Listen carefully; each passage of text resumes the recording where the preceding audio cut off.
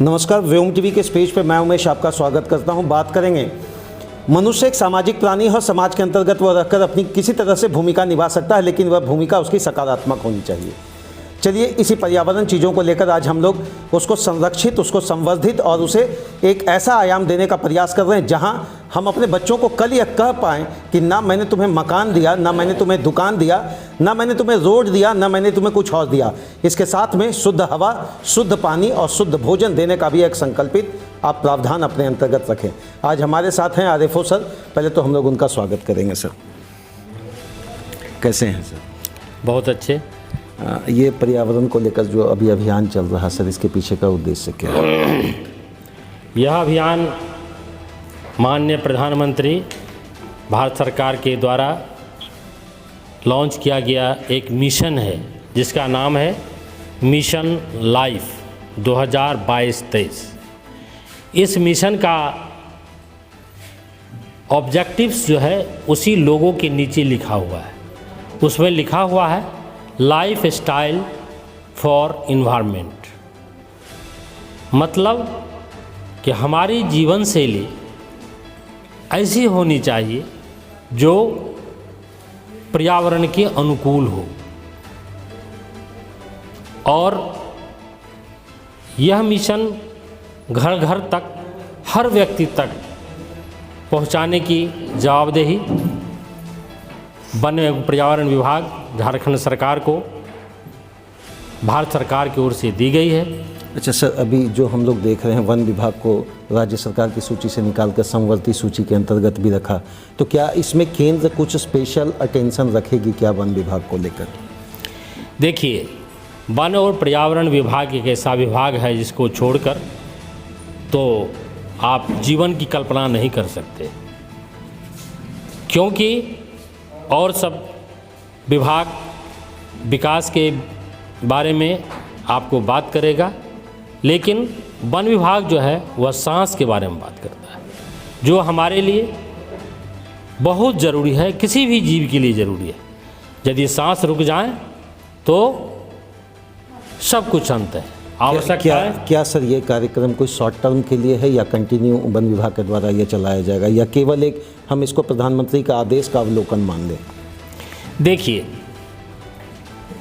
स्वच्छता अभियान बहुत पहले एक प्रारंभ किया गया था, वह भी माननीय मुख्यमंत्री प्रधानमंत्री के द्वारा ही किया गया था, लेकिन उसमें लोगों ने छोटे छोटे से कार्यक्रम को उन्होंने स्टार्ट किया था और लोगों में जब हम मैसेज किया तो हमें लगता है कि आज स्वच्छता अभियान को हर लोगों ने अंगीकार कर लिया है। ठोला खेमचा लगाने वाले व्यक्ति भी यदि डोंगा और कुछ भी वेस्ट फेंकते हैं तो उसके बगल में एक डस्टबिन पड़ा हुआ होता है। हम भी आज किसी भी गंदगी को बाहर फेंकने से कतराते हैं।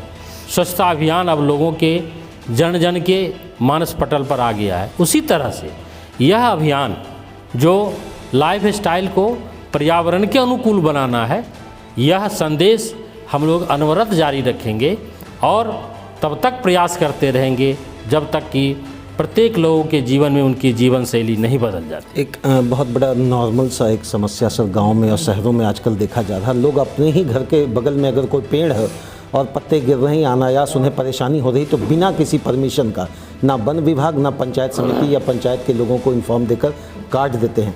क्या इस पर एक बड़ी कार्रवाई आपकी तरफ से होगी क्या?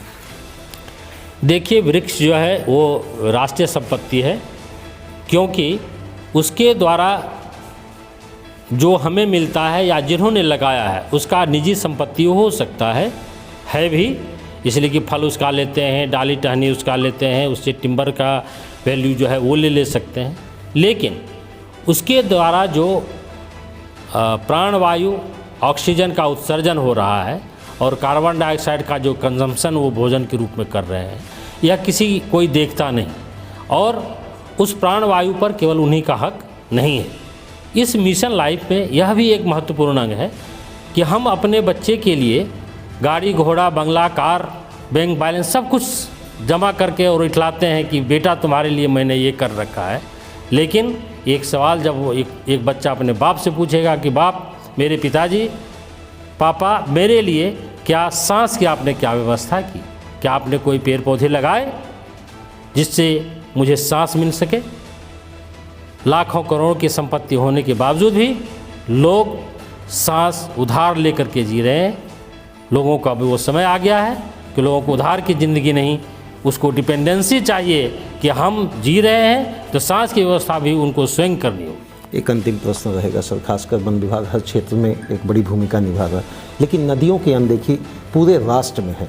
कहीं लगता है हम लोग जिस क्षेत्र में हम जहाँ रह रहे हैं इसी की बात करें, यहाँ कुमार जोड़ी है, उसके बाद आपका कतरी नदी है, दामोदर है, हम कतरी की ही बात कर रहे हैं। इसके लिए क्या कोई एक स्टेप आप लोगों की तरफ से कुछ सुनियोजित, अभी 1-2 दिन पहले शायद धनबाद में डीएफओ सर के माध्यम से एक मीटिंग भी रखी गई थी, तो इसके लिए क्या प्लानिंग है सर? देखिए, यह भी इस मिशन का ही अंग है।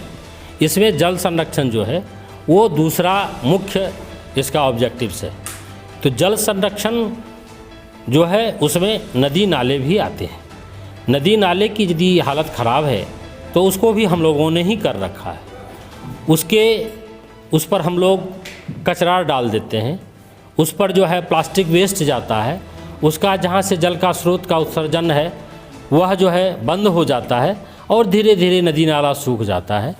तो इसीलिए जल संरक्षण और उसके संवर्धन और विकास के लिए भी इसको कवर किया जा रहा है और आम पब्लिक में यह मैसेज दिया जा रहा है कि आप उस जो जल स्रोत है उसका कैसे आप संरक्षण करें और उसको जीवित रखने के लिए उसको गंदगी से दूर रखें, उसको प्रदूषित नहीं करें, उसको साफ सफाई रखें और जल के जो प्राकृतिक स्रोत है उसके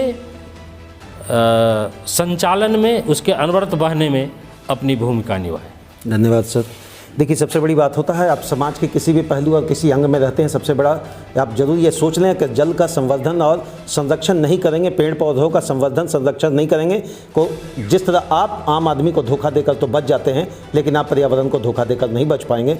जय हिंद श्रीमान, मेरी तो एक ही कोशिश है, ना मैं पक्ष की बात करता हूँ ना मैं विपक्ष, समस्याओं के समक्ष डंके की चोट पर अपनी बात रखता हूँ। आरिफ सर से भी मैंने एक बात पूछा है, सर महज ये खाना पूर्ति नहीं होनी चाहिए, यह केवल प्रधानमंत्री का एक सपना नहीं बल्कि भारत के हर व्यक्ति को शुद्ध हवा मिलने का एक नैतिक और मौलिक अधिकार भी है। जय हिंद।